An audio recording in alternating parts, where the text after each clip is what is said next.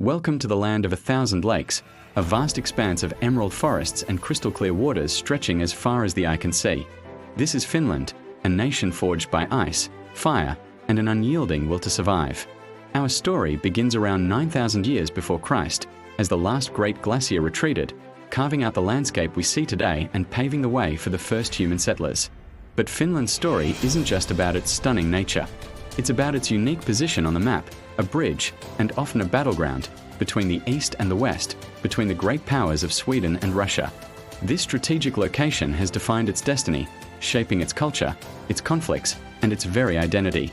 From ancient hunter-gatherers to a modern tech powerhouse, this is the epic history of Finland. Our journey into Finland's past truly begins in the 12th century, with the arrival of crusaders from the West. For the next 650 years, Finland wasn't a country in its own right, but an integral part of the Swedish kingdom. Imagine looking at a map from that era. You'd see Finland as Sweden's eastern frontier, a vital buffer zone against the powerful Republic of Novgorod, and later, the growing might of Russia.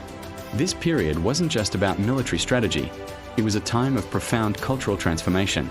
The Swedish language became the language of administration and the elite, and towns began to sprout. One of the most significant figures from this era was Mikael Agricola. In the 16th century, this visionary bishop took the scattered Finnish dialects and forged them into a written language, laying the foundation for Finnish literature and a national identity. Around the same time, in 1550, the city of Helsinki was founded by the Swedish king, not as a capital, but as a strategic trading post intended to challenge the dominance of other cities on the Baltic Sea. Throughout these centuries under the Swedish crown, the seeds of a distinct Finnish culture were sown, waiting for the right moment to bloom. The dawn of the 19th century brought a dramatic and violent shift. The great powers of Europe were in turmoil, and in 1809, after the devastating Finnish War, Sweden was forced to cede its entire eastern territory to the Russian Empire. But this was not a simple absorption. Instead of being just another Russian province, Finland became the Grand Duchy of Finland, a unique, autonomous state with the Russian Tsar as its Grand Duke. This arrangement allowed Finland to keep its Swedish laws, its Lutheran religion, and its developing social structures. This newfound autonomy, paradoxically under Russian rule, acted as a powerful catalyst. A wave of national romanticism and pride swept across the land. It was during this golden age that the Finnish national identity truly blossomed. The epic poem, the Kalevala, was compiled, weaving together ancient myths and folklore into a powerful narrative that gave Finns a sense of a heroic, ancient past. Soon after, Finland introduced its own currency, the marka, a clear symbol of its growing economic independence. Artists, writers, and musicians like Jean Sibelius created works that were distinctly Finnish, capturing the spirit of the forests, the lakes, and the resilient people. The Grand Duchy period was a time of nation building from the ground up, creating the cultural and political foundations for the independent nation that was to come. The world was turned upside down by the Russian Revolution in 1917, and in the chaos, Finland saw its chance. On December 6, 1917, the Finnish parliament declared independence, a moment of profound national triumph. But the celebration was short-lived. The new nation was deeply divided, and just weeks later, it plunged into a brief but horrifically brutal civil war. The Reds, aligned with socialist ideals, clashed with the Whites, who represented the more conservative, non-socialist forces. The scars of this internal conflict would run deep for generations. Yet, Finland's greatest test was still to come. In the winter of 1939, the tiny nation was invaded by the colossal Soviet Union. The world watched in disbelief as the vastly outnumbered Finnish army, clad in white camouflage, fought with incredible courage and ingenuity in the freezing forests. This was the Winter War. The term sisu, a Finnish word for grit, resilience, and stubborn determination, became known worldwide.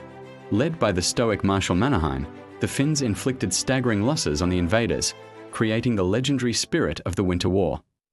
Although they were eventually forced to cede territory, they had preserved their independence against impossible odds. This struggle continued in the aptly named Continuation War, where Finland found itself in a complex and difficult position, fighting alongside Germany against the Soviet Union, not as an ally in ideology, but as a co-belligerent to reclaim its lost lands. Finland's survival through this tumultuous period is one of history's great underdog stories. As the smoke cleared from World War II, Finland found itself in a precarious new reality. Sharing a long border with the powerful Soviet Union, it had to navigate the treacherous waters of the Cold War. The path it chose was one of strict neutrality, a policy that became known as the Paasikivi Kekkonen line, named after the two presidents who shaped it. This wasn't a passive neutrality, but an active, pragmatic strategy for survival and sovereignty. Finland signed a treaty of friendship, cooperation, and mutual assistance with the Soviets, ensuring its security while carefully maintaining its democratic, capitalist system. The post-war years were a time of immense effort and national pride. Finland not only rebuilt its nation but also paid off its heavy war reparations to the Soviet Union, a feat achieved through sheer hard work and industrial might. In 1952, the world came to Helsinki for the Summer Olympics, a powerful symbol of Finland's return to the international community and its successful recovery. A few years later, it joined the United Nations. For decades, President Urho Kekkonen became the face of this policy, masterfully balancing relationships between East and West, turning Finland's tricky geopolitical position from a liability into a unique diplomatic strength, serving as a bridge and a host for major international summits. The collapse of the Soviet Union at the beginning of the 1990s brought both opportunity and crisis. The Finnish economy, which had developed strong trade links with its eastern neighbour, was hit hard, plunging into a deep recession. But true to its character, Finland didn't just endure, it reinvented itself. The nation pivoted, embracing technology and innovation with extraordinary speed.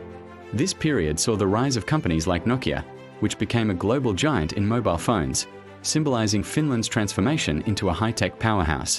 In 1995, Finland took a decisive step, joining the European Union and firmly anchoring itself within the community of Western democracies. Today, modern Finland is a remarkable success story. It's consistently ranked as one of the happiest countries in the world, with a world-class education system, a commitment to gender equality, and a thriving design and tech scene. But even as it looks to the future, Finland has never lost touch with its past or its soul.